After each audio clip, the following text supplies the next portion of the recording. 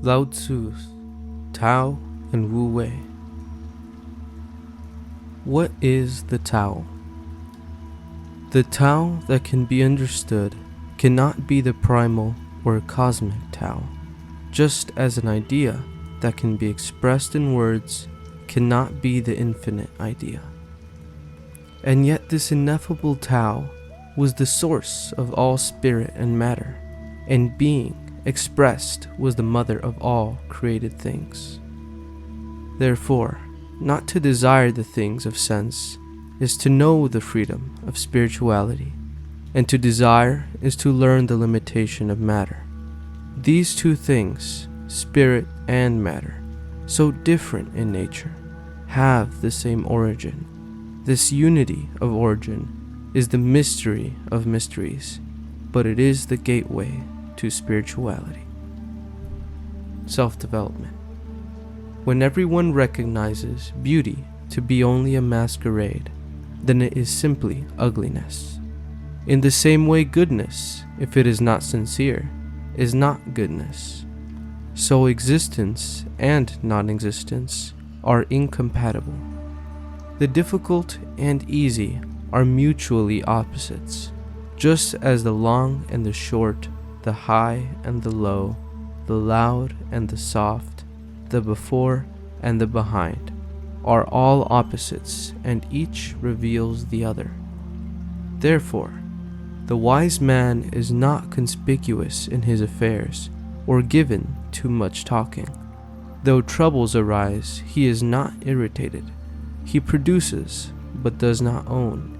He acts, but claims no merit. He builds, but does not dwell therein. And because he does not dwell therein, he never departs. Quieting people.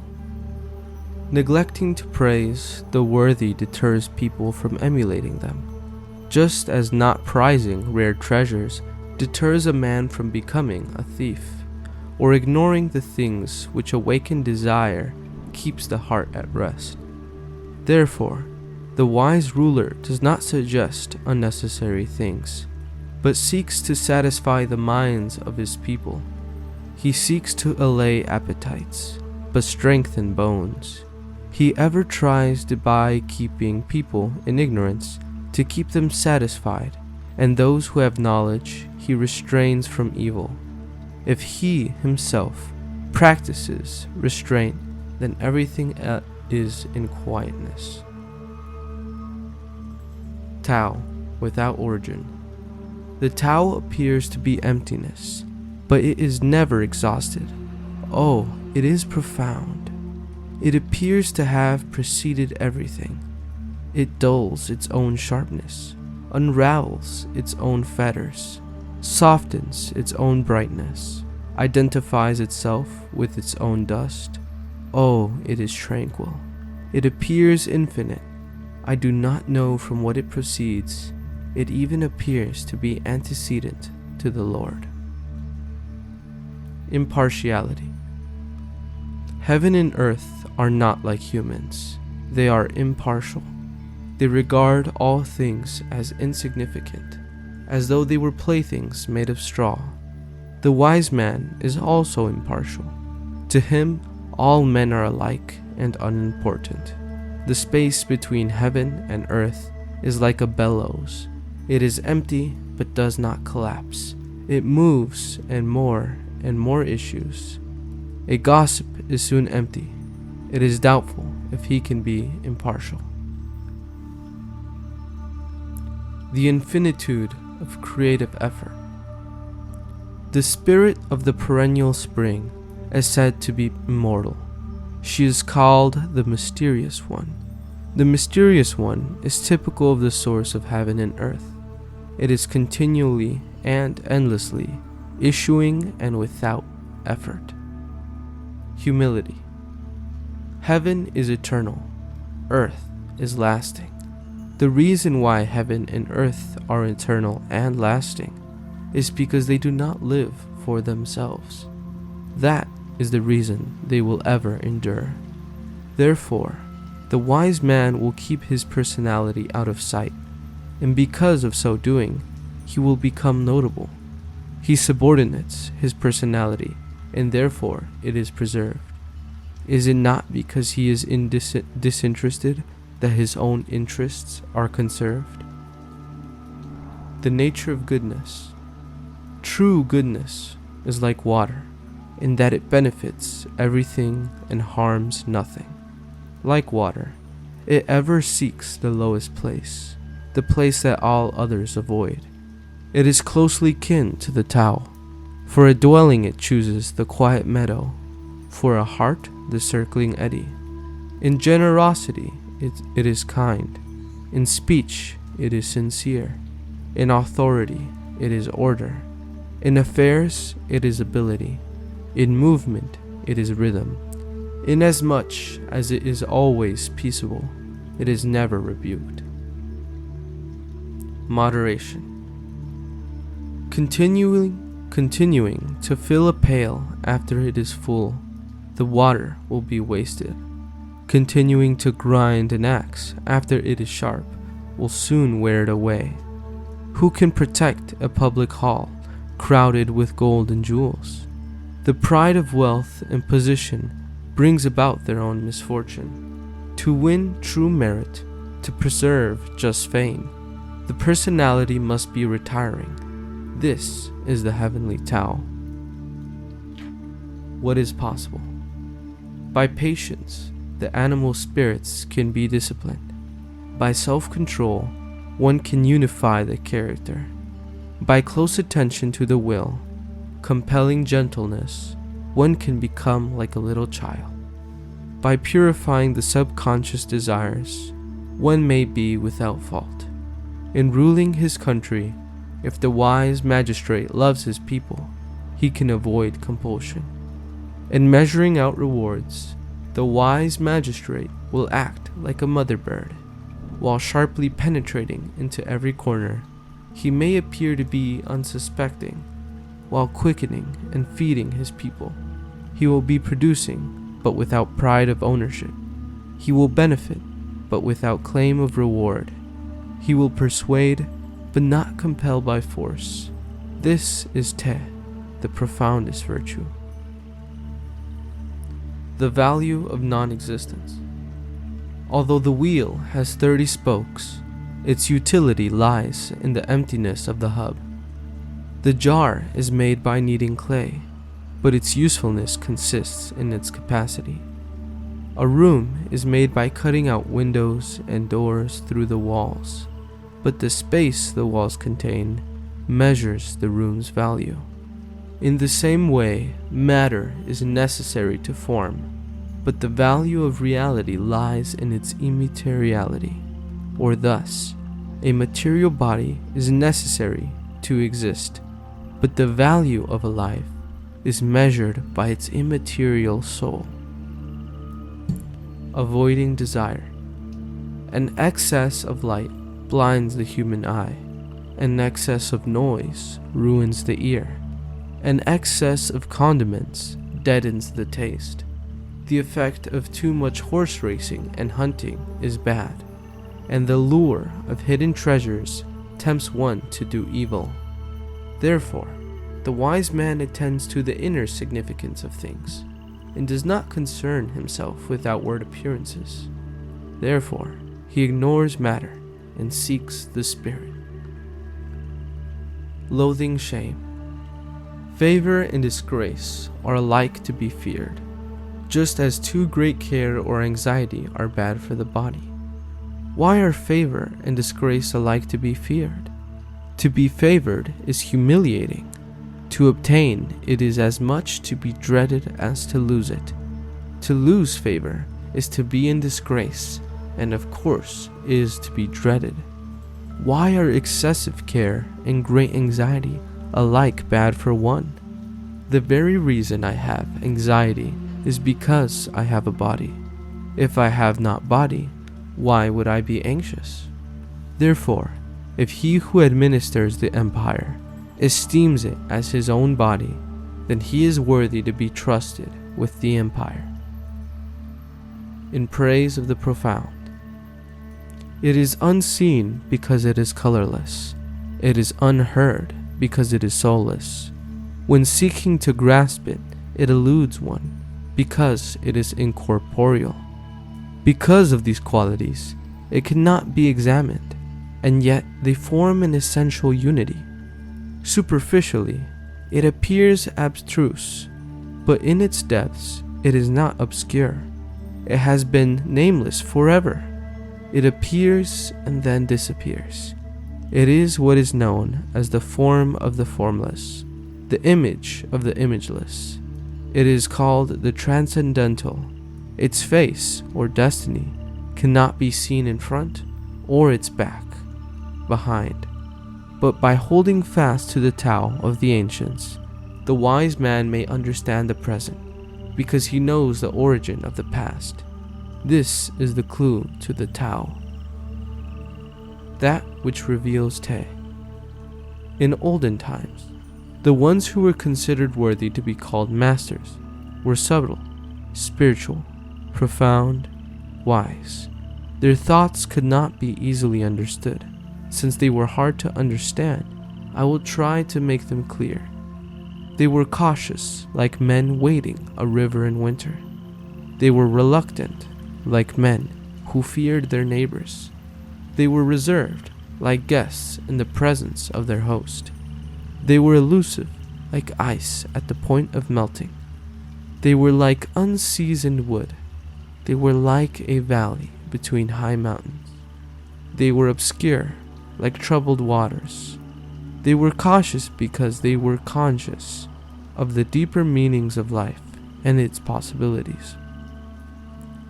We can clarify troubled waters by slowly quieting them. We can bring the unconscious to life by slowly moving them. But he who has the secret of the Tao does not desire for more.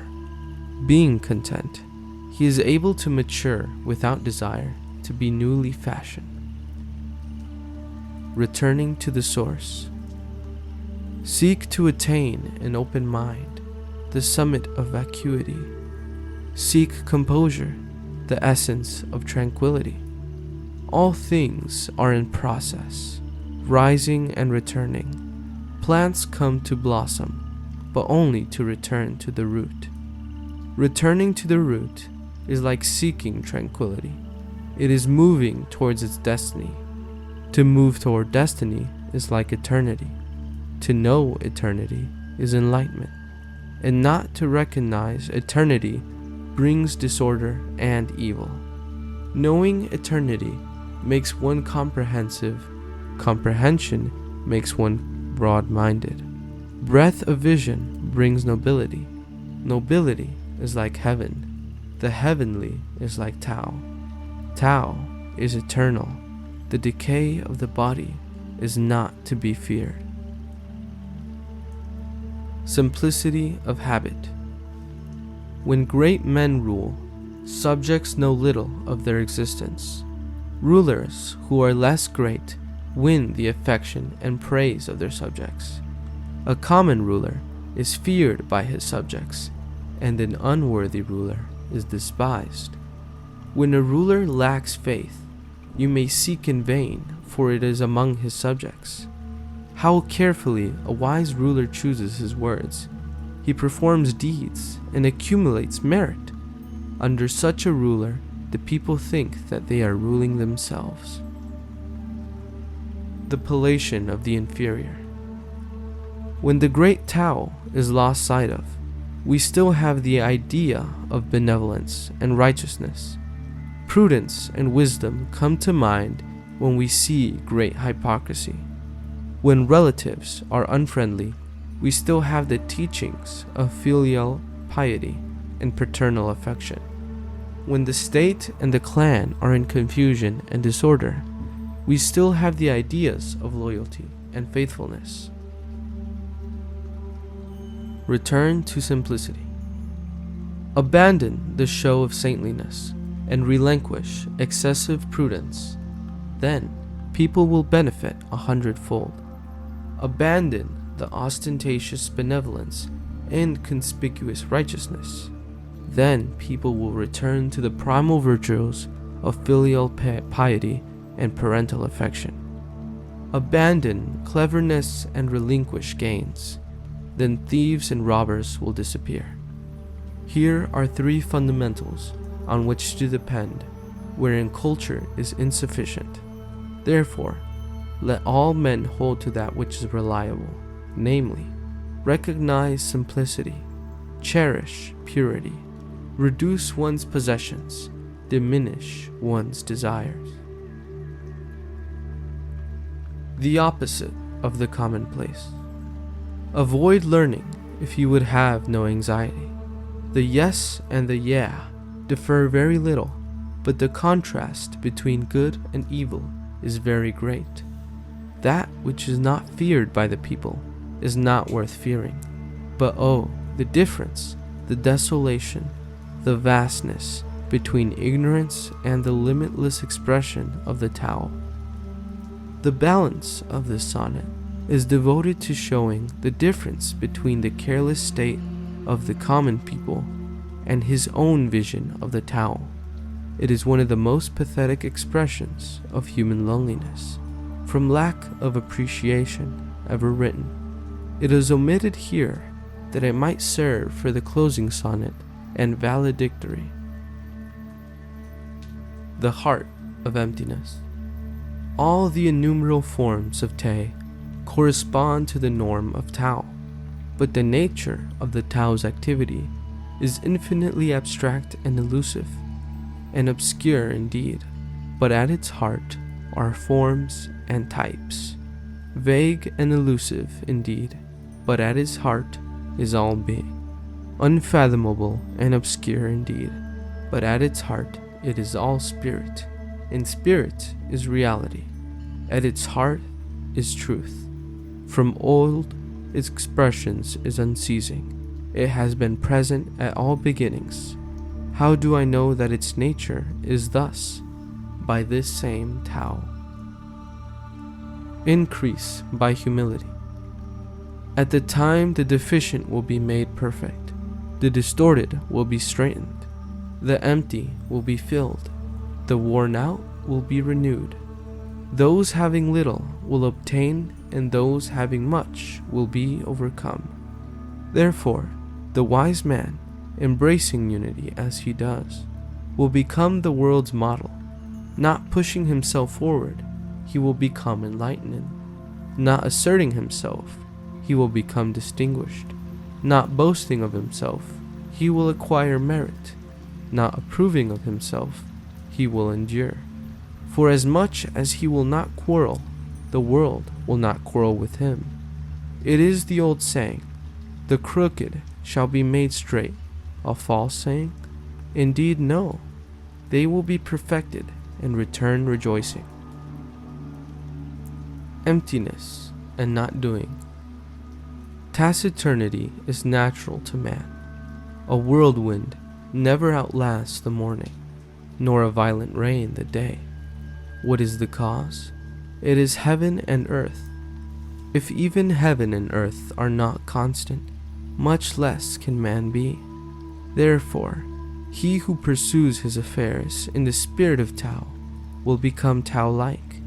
He who pursues his affairs with Te will become Te-like.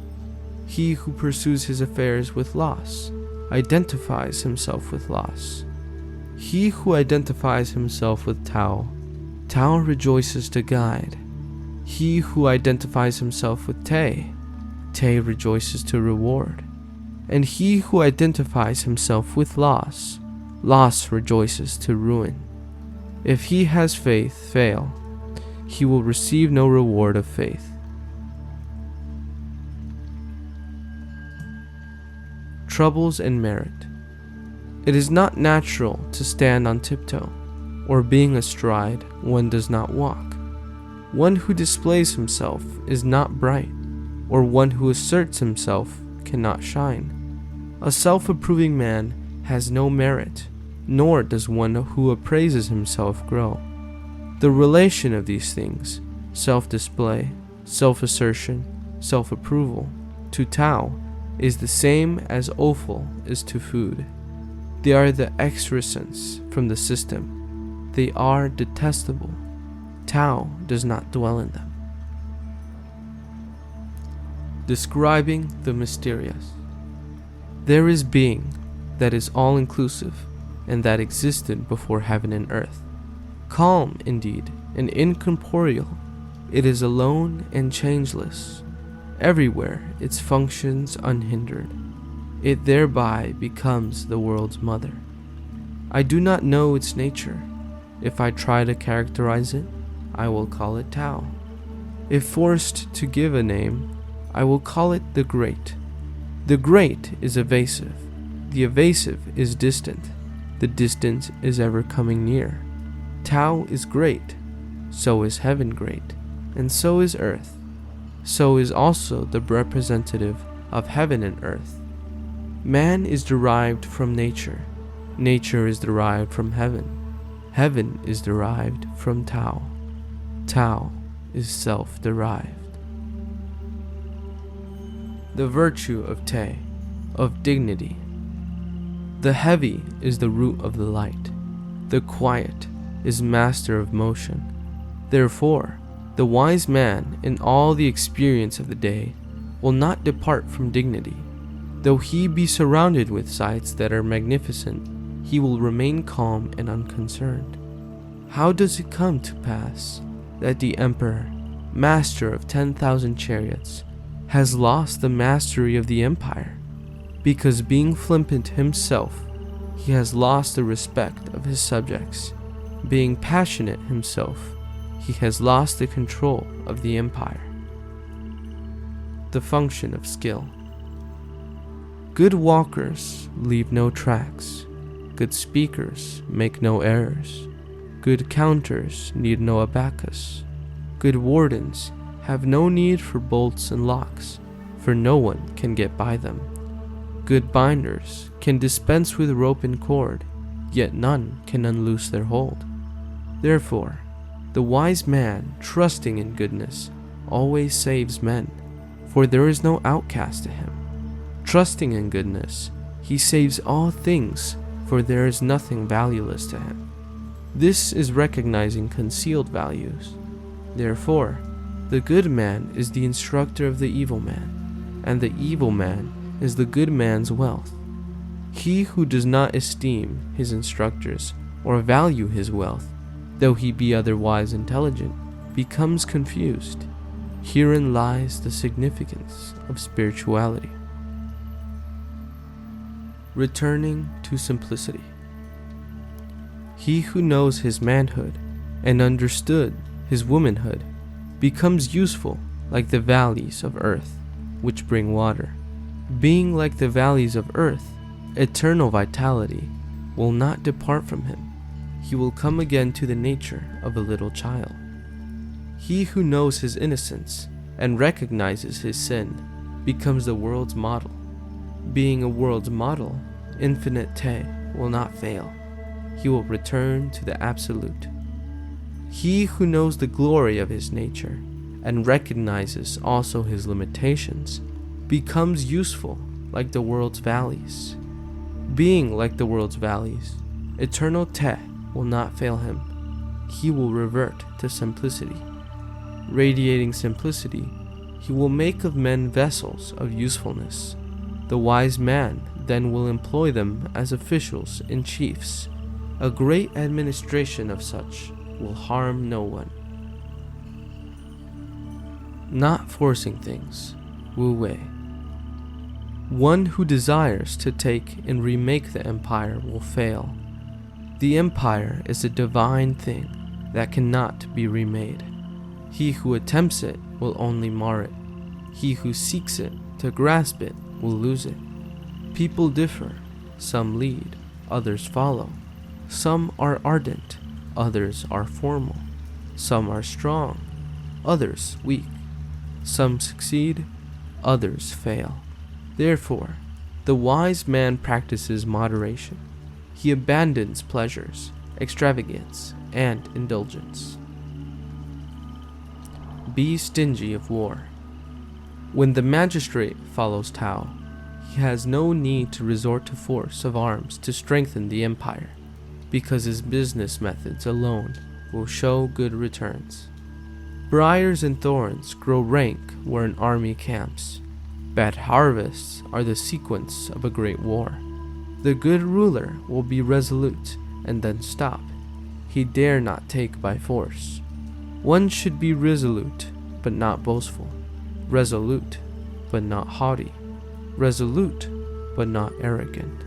Resolute, but yielding when it cannot be avoided.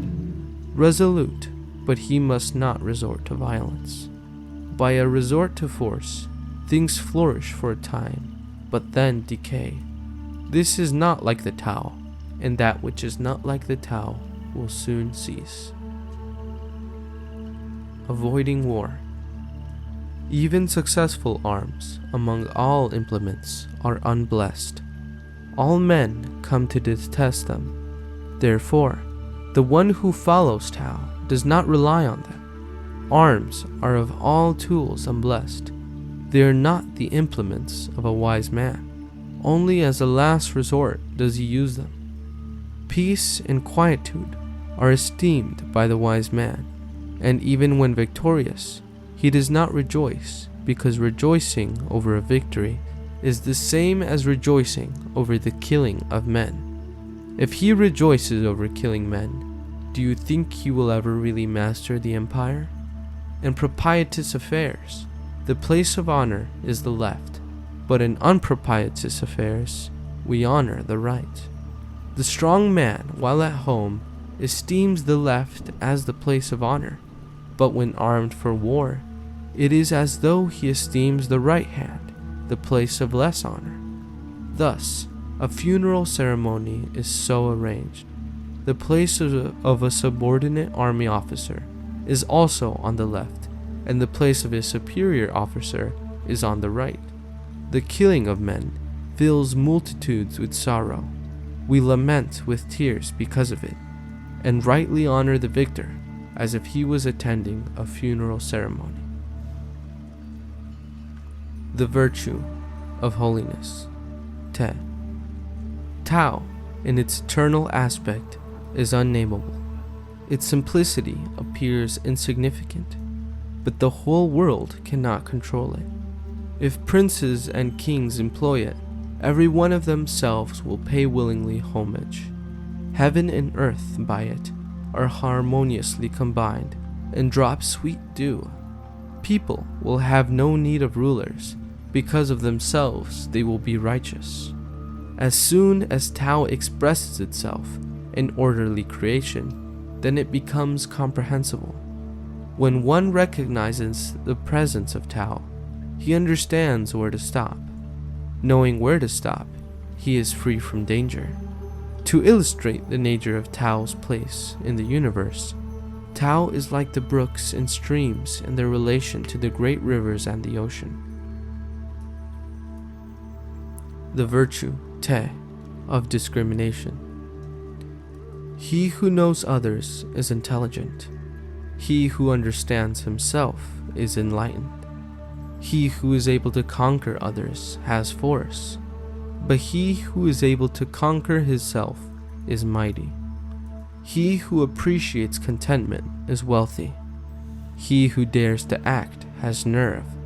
If he can maintain his position, he will endure, but he who dying does not perish is immortal.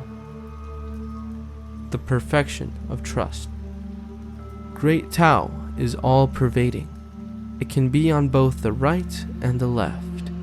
Everything relies upon it for their existence, and it does not fail them. It acquires merit, but covets not the title. It lovingly nourishes everything, but does not claim the rights of ownership. It has no desires. It can be classed with the small. Everything returns to it, yet it does not claim the right of ownership. It can be classed with the great. Therefore, the wise man to the end will not pose as a great man, and by so doing, will express his true greatness. The virtue of benevolence.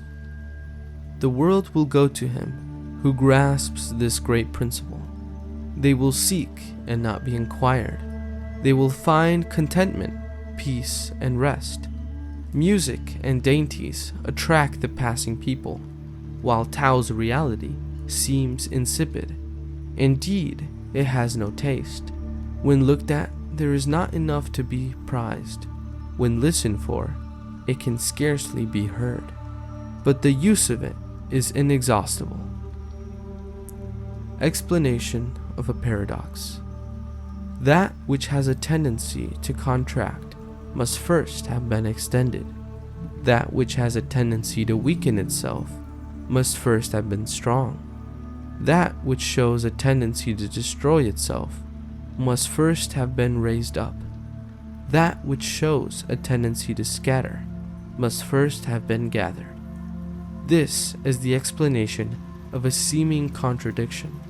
The tender and yielding conquer, the rigid and strong. I.e., spirit is stronger than matter, persuasion than force. The fish would be foolish to seek escape from its natural environment. There is no gain to a nation to compel by a show of force. Administering the government. Tao is apparently inactive, Wu Wei, and yet nothing remains undone. If princes and kings desire to keep everything in order, they must first reform themselves. If princes and kings would follow the example of Tao, then all things will reform themselves. If they still desire to change, I would pacify them by the simplicity of the ineffable Tao. This simplicity will end desire, and if desire be absent, there is quietness. All people will of themselves be satisfied. A discussion about Te.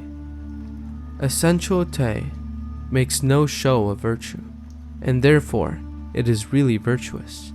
Inferior virtue never loses sight of itself, and therefore is no longer virtue. Essential virtue is characterized by lack of self-assertion, Wu Wei, and therefore is unpretentious. Inferior virtue is acting a part and thereby is only pretense. Superior benevolence, in a way, is acting but does not thereby become pretentious. Excessive righteousness is acting and does thereby become pretentious. Excessive propriety is acting, but where no one responds to it, it stretches its arm and enforces obedience. Therefore, when one loses Tao, there is still Te. One may lose Te, and benevolence remains. One may forsake benevolence, and still hold to righteousness. One may lose righteousness, and propriety remains. Propriety alone reduces loyalty, and good faith to a shadow, and it is the beginning of disorder. Tradition is the mere flower of the Tao, and had its origins in ignorance. Therefore, the great man of affairs conforms to the spirit and not to external appearance. He goes on to fruitage and does not rest in the show of blossom. He avoids mere propriety and practices true benevolence.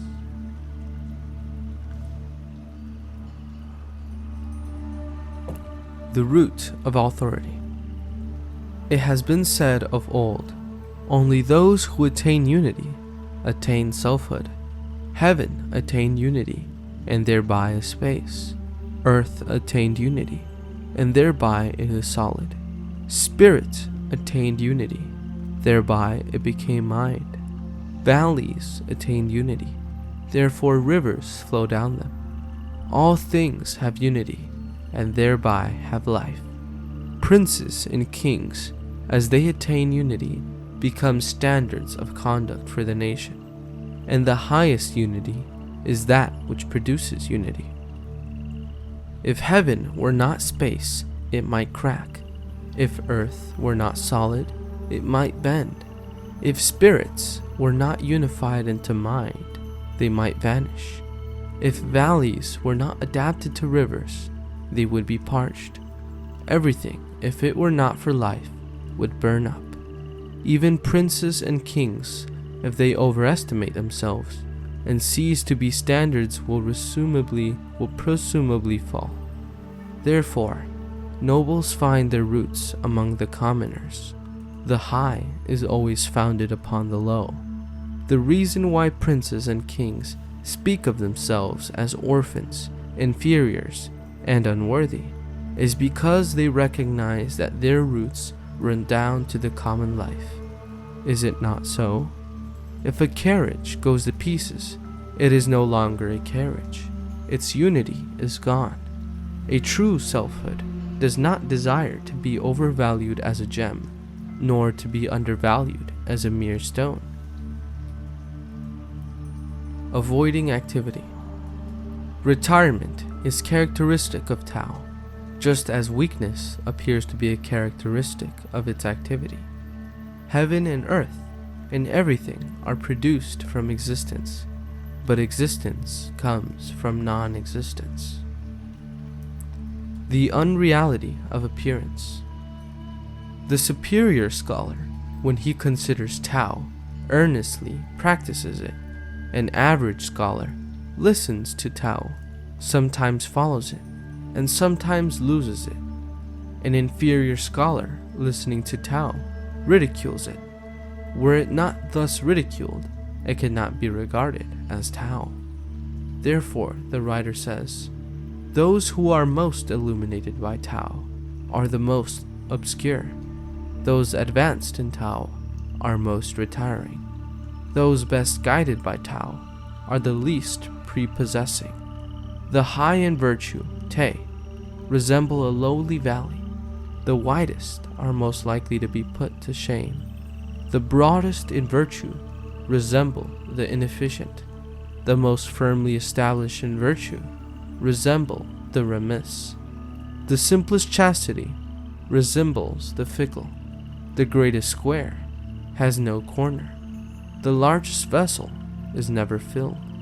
The greatest sound is void of speech. The greatest form has no shape. Tao is obscure and without name, and yet it is precisely this Tao that alone can give and complete. The transformation of Tao. Tao produces unity. Unity produces duality. Duality produces trinity. Trinity produces all things. All things bear the negative principle, yin, and embrace the positive principle, yang.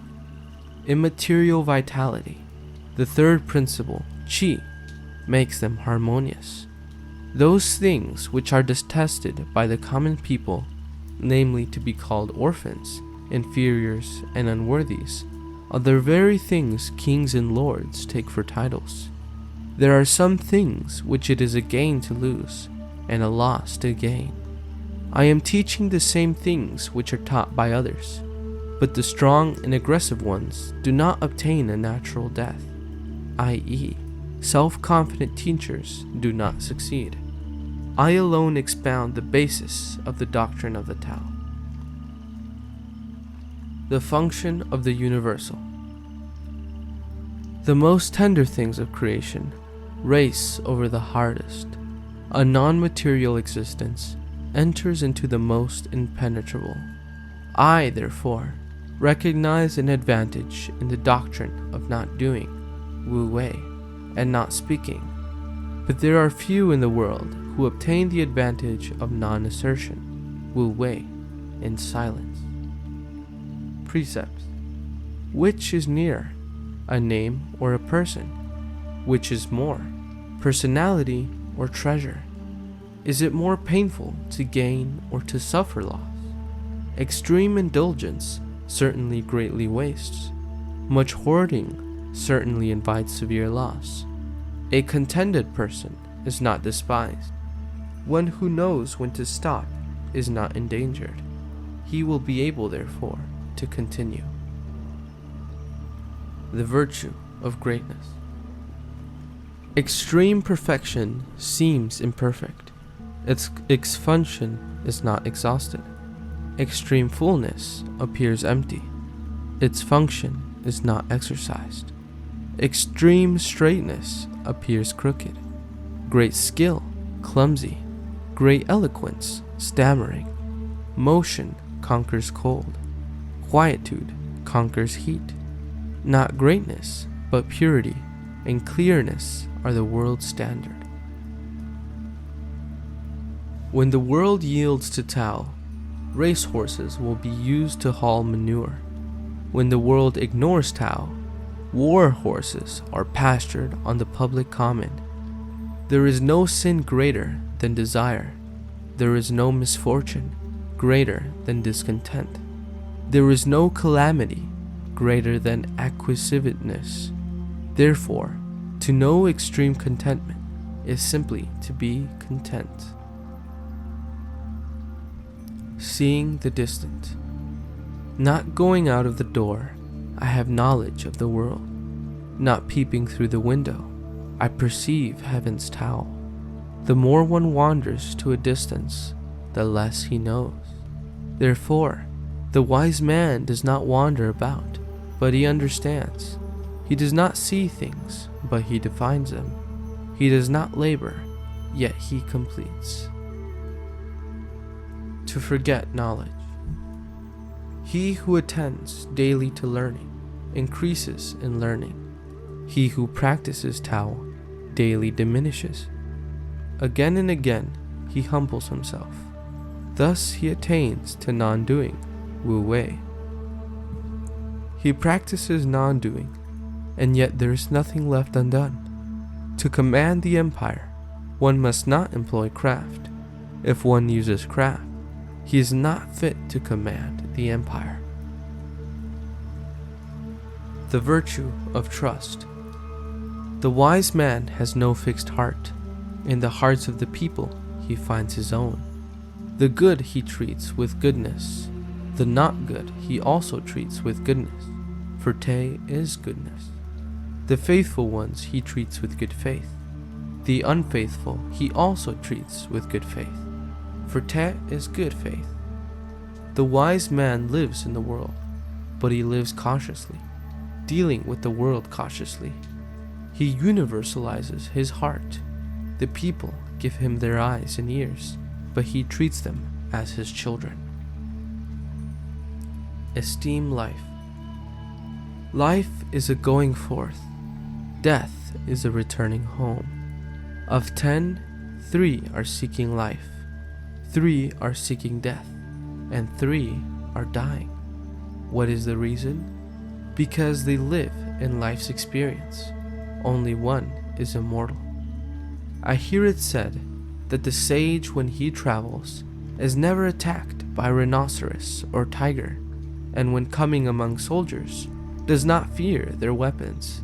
The rhinoceros would find no place to horn him, nor the tiger a place for his claws, nor could soldiers wound him. What is the reason? Because he is invulnerable. Te, as a nurse. Tao gives life to all creatures. Te feeds them. Materiality shapes them. Energy completes them. Therefore, among all things, there is none that does not honor Tao and esteem Te. Honor for Tao and esteem for Te is never compelled. It is always spontaneous. Therefore, Tao gives life to them, but Te nurses them, raises them, nurtures, completes, matures, rears, protects them. Tao gives life to them, but makes no claim of ownership. Te forms them, but makes no claim upon them, raises them, but does not rule them. This is profound vitality, or Te. Return to origin. When creation began, Tao became the world's mother. When one knows one's mother, he will in turn know that he is her son. When he recognizes his sonship, he will in turn keep to his mother, and to the end of life will be free from danger. He who closes his mouth and shuts his sense gates will be free from trouble to the end of life. He who opens his mouth and meddles with affairs cannot be free from trouble, even to the end of life. To recognize one's insignificance is called enlightenment. To keep one's sympathy is called strength. He who uses Tao's light returns to Tao's enlightenment and does not surrender his person to perdition. This is called practicing the eternal. Gain by insight. Even if one has but a little knowledge, he can walk in the ways of the great Tao. It is only self-assertion that one need fear. The great Tao way is very plain, but people prefer the bypath. When the palace is very splendid, the fields are likely to be very weedy, and the granaries empty. To wear ornaments and gay colors, to carry sharp swords, to be excessive in eating and drinking, and to have wealth and treasures in abundance, is to know the pride of robbers. This is contrary to Tao. The thing that is well planted is not easily uprooted. The thing that is well guarded is not easily taken away. If one has sons and grandsons, the offering of ancestral worship will not soon cease. He who practices Tao in his person shows that his Te is real. The family that practices it shows that their Te is abounding. The township that practices it shows their Te is enduring. The state that practices it shows that their Te is prolific. The empire that practices it reveals that Te is universal. Thereby, one person becomes a test of other persons, one family of other families, one town of other towns, one county of other counties, and one empire of all empires. How do I know that this test is universal? By this same Tao. To verify the mysterious. The essence of Te is comparable to the state of a young boy. Poisonous insects will not sting him. Wild beasts will not seize him. Birds of prey will not attack him. The bones are weak. The muscles are tender. It is true, but his grasp is firm. He does not know yet the relation of the sexes, but he has the perfect organs. Nevertheless, his spirit is virile indeed. He can sob and cry all day without becoming hoarse. His harmony as a child is perfect indeed. To recognize this harmony for growth is to know the eternal. To recognize the eternal is to know enlightenment. To increase life, to cause things to grow, is to know blessedness. To be conscious of an inner fecundity is strength. Things fully grown are about to decay. They are the opposite of Tao. The opposite of Tao soon ceases. The Te of the mysterious. The ones who know does not speak. The one who speaks does not know. The wise man shuts his mouth and closes his gates. He softens his sharpness, unravels his tangles, dims his brilliancy, and reckons himself with the mysterious. He is inaccessible to favor or hate. He cannot be reached by profit or injury. He cannot be honored or humiliated. Thereby he is honored by all. The habit of simplicity. The empire is administered with righteousness. The army is directed by craft. The people are captivated by non-diplomacy. How do I know it is so? By this same Tao. Among people, the more restrictions and prohibitions there are, the poorer they become. The more people have weapons, the more the state is in confusion. The more people are artful and cunning, the more abnormal things occur. The more laws and orders are issued, the more thieves and robbers abound. Therefore, the wise man says, if a ruler practices Wu Wei, the people will reform of themselves. If I love quietude, the people will of themselves become righteous. If I avoid profit-making, the people will of themselves become prosperous. If I limit my desires, the people will of themselves become simple. Adaptation to change. When an administration is unostentatious, the people are simple. When an administration is inquisitive, the people are needy. Misery, alas, supports happiness. Happiness, alas, conceals misery. Who knows its limits? It never ceases. The normal becomes the abnormal. The good, in turn, becomes unlucky. The people's confusion is felt daily for a time. Therefore, the wise man is square, yet does not injure. He is angular, but does not annoy. He is upright, but is not cross. He is bright, but not glaring. To keep Tao.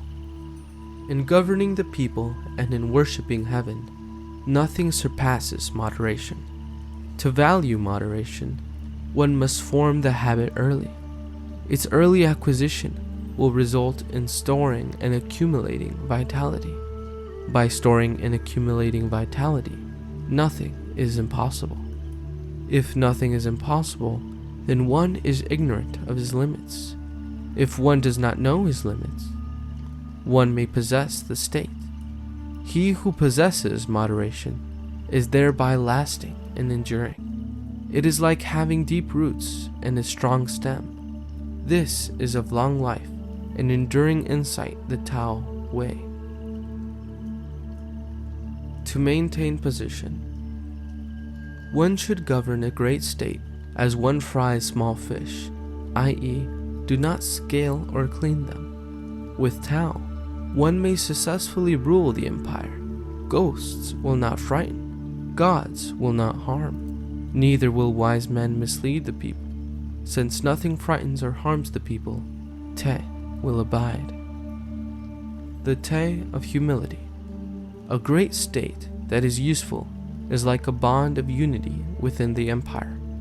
It is the empire's wife. The female controls the male by her quietude and submission. Thus, a great state, by its service to smaller states, wins their allegiance. A small state, by submission to a great state, wins an influence over them. Thus, some stoop to conquer, and others stoop and conquer. Great states can have no higher purpose than to federate states and feed the people.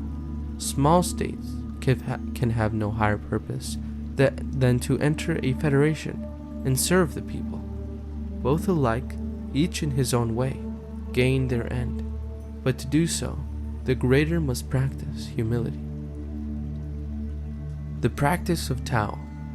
The Tao is the asylum of all things, the good man's treasure, the bad man's last resort. With beautiful words, one may sell goods, but in winning people, one can accomplish more by kindness. Why should a man be thrown away for his evil? To conserve him was the emperor appointed and the 3 ministers. Better than being in the presence of the emperor and riding with 4 horses is sitting and explaining this Tao. The reason the ancients esteemed Tao was because if sought, it was obtained, and because by it he that hath sin could be saved. Is it not so? Therefore the world honors Tao. A consideration of beginnings. One should avoid assertion, wu wei, and practice inaction. One should learn to find taste in the tasteless, to enlarge the small things, and multiply the few.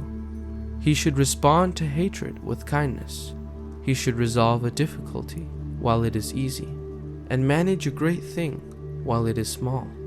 Surely, all the world's difficulties arose from slight causes, and all the world's great affairs had small beginnings. Therefore, the wise man avoids to the end participation in great affairs, and by doing so, establishes his greatness. Rash promises are lacking in faith. and many things that appear easy are full of difficulties. Therefore, the wise man considers everything difficult, and so to the end he has no difficulties.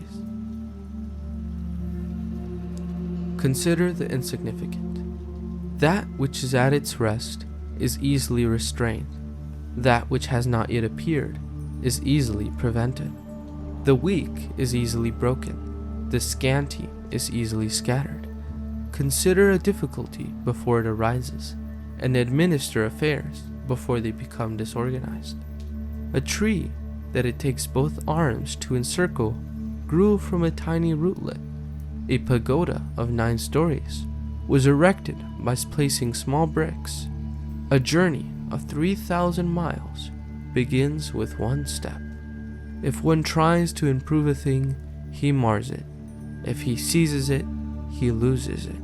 The wise man, therefore, not attempting to form things, does not mar them, and not grasping after things, he does not lose them. The people, in their rush for business, are ever approaching success, but continually failing. One must be as careful to the end as to the beginning if he is to succeed. Therefore, the wise man desires to be free from desire. He does not value the things that are difficult of attainment. He learns to be unlearned. He returns to that which all others ignore. In that spirit, he helps all things toward their natural development, but dares not interfere. The Te of simplicity. In the olden days, those who obeyed the spirit of Tao did not enlighten the people, but kept them simple-hearted. The reason people are difficult to govern is because of their smartness.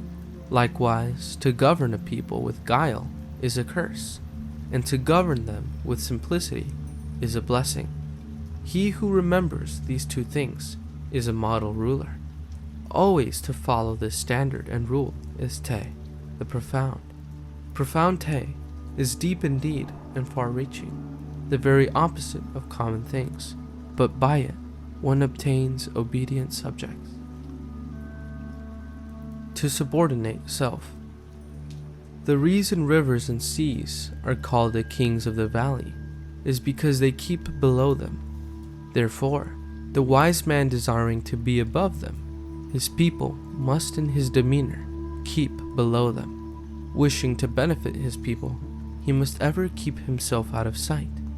The wise man dwells above, yet the people do not feel the burden. He is the leader, and the people suffer no harm. Therefore, the world rejoices to exalt him, and never wearies of him, because he will not quarrel with anyone. No one can quarrel with him. All the world calls Tao great, yet it is by nature immaterial. It is because a thing is seemingly unreal that it is great. If a man affects to be great, how long can he conceal his mediocrity? Tao has 3 treasures which he guards and cherishes. The first is called compassion. The second is called economy. The third is called humility. A man that is compassionate can be truly brave. If a man is economical, he can be generous. If he is humble, he can become a useful servant. If one discards compassion and is still brave, abandons economy and is still generous, forsakes humility and still seeks to be serviceable, his days are numbered. On the contrary, if one is truly compassionate, in battle he will be a conqueror, and in defense he will be secure. When even heaven helps people, it is because of compassion that she does so. Compliance with heaven. He who excels as a soldier is the one who is not warlike. He who fights the best fight is not wrathful. He who best conquers an enemy is not quarrelsome. He who best employs people is obedient himself. This is the virtue of non-quarreling. This is the secret of bringing out other men's ability. This is complying with heaven. since of old it is considered the greatest virtue. The functions of the mysterious. A military expert has said, "I do not dare put myself forward as a host, but always act as a guest. I hesitate to advance an inch, but am willing to withdraw a foot. This is advancing by not advancing. It is winning without arms. It is charging without hostility.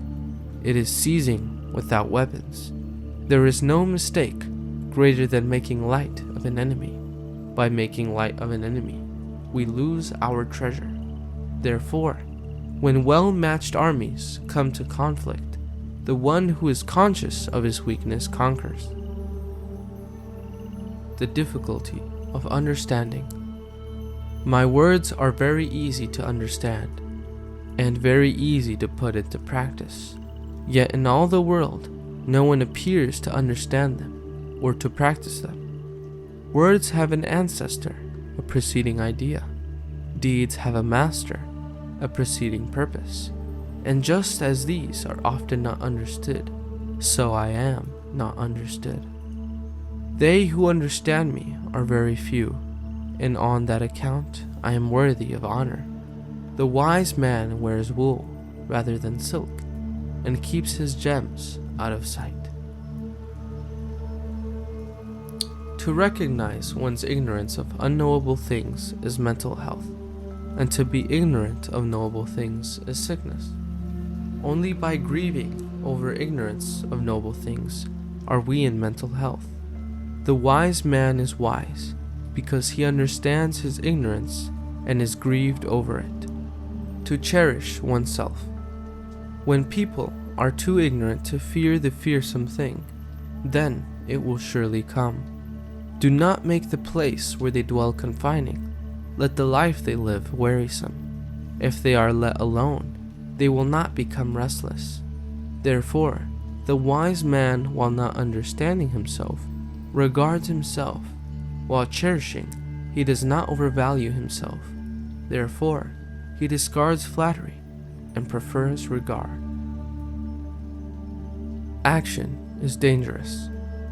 Courage carried to daring leads to life. Courage restrained by caution leads to life.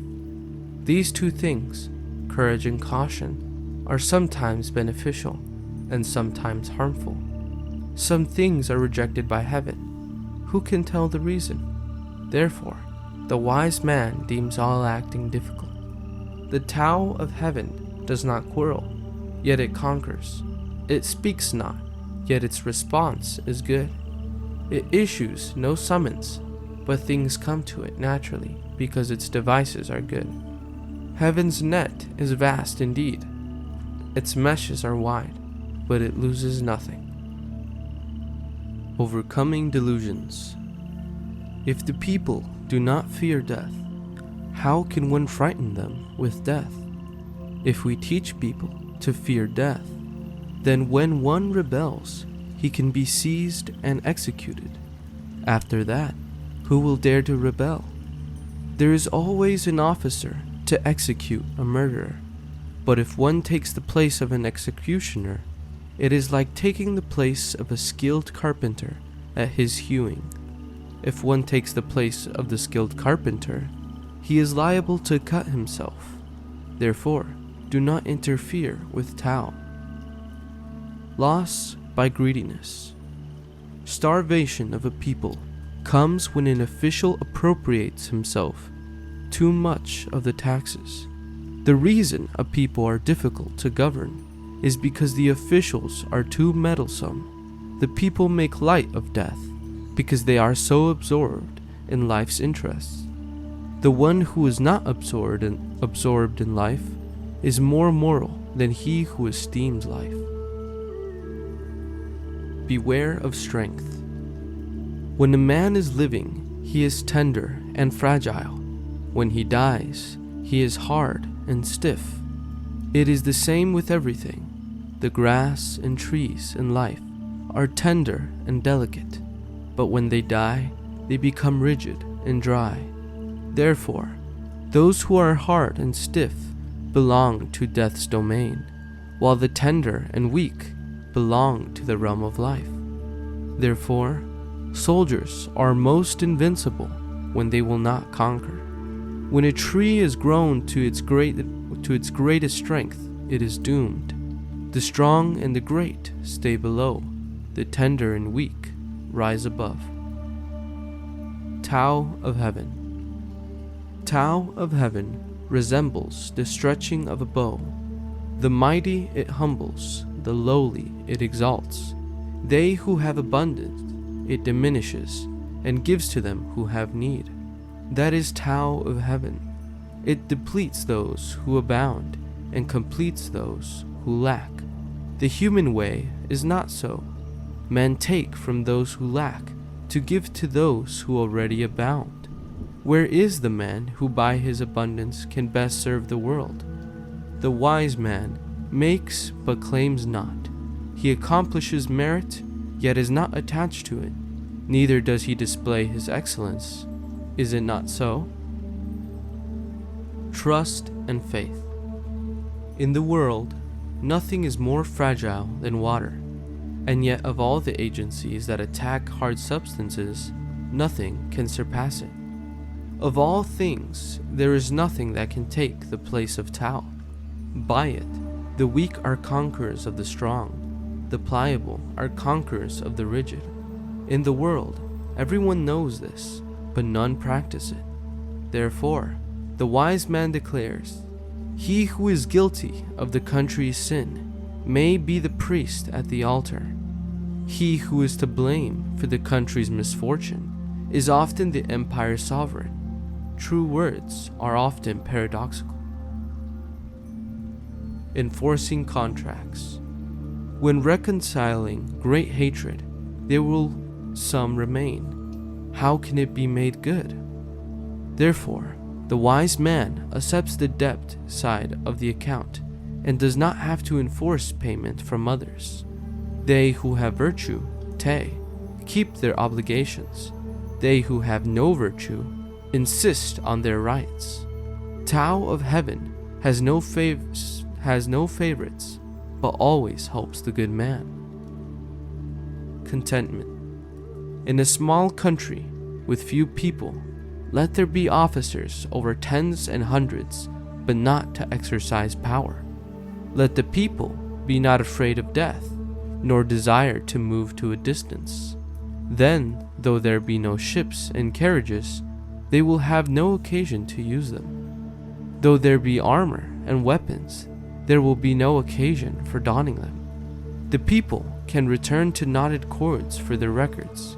They can delight in their food, be proud of their clothes, be content with their dwellings, rejoice in their customs.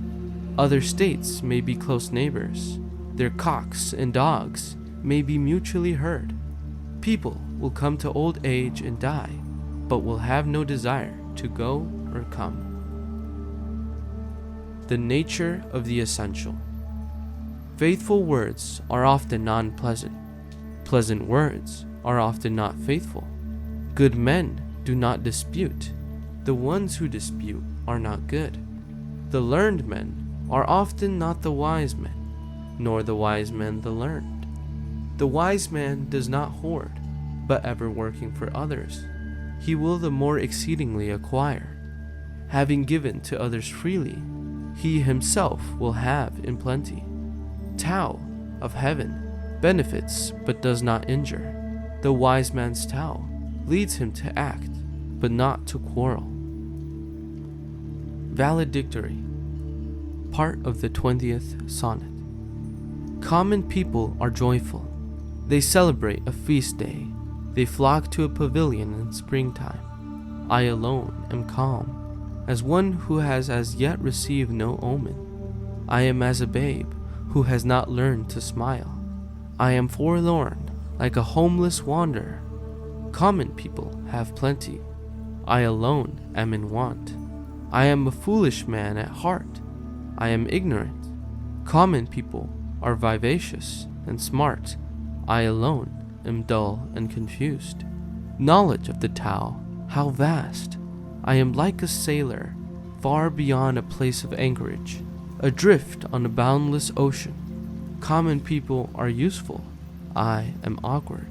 I stand in contrast to them. But oh, the prize I seek is food from our mother Tao.